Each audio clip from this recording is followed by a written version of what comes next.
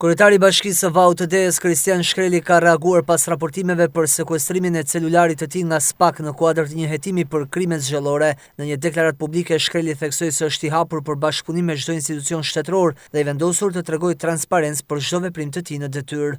Atëherë, siç e shihni, unë jam në krye të detyrës. Unë jam i gatshëm për bashkëpunim me të gjitha instancat shtetërore dhe ato të bëjnë punën e vet. Ne po bëjmë punën që na ka votu populli dhe kryjmë detyrat që na janë dhënë dhe na janë besu nga populli. Deklarata e kryebashkiakut erdhi pas raportimeve se SPAK e ka sekuestruar një prej telefonave në përdorim të tij si pjesë e hetimeve që lidhen me dyshime për parregullsi zgjedhore. Një ditë më parë, SPAK dhe Byroja Kombëtare e Hetimit ka ushtruar kontrolle në zonat e Malësisë së Madhe dhe VAUTD-s, ku mësohet se pjesë e këtyre hetimeve ka qenë edhe kryebashkiaku.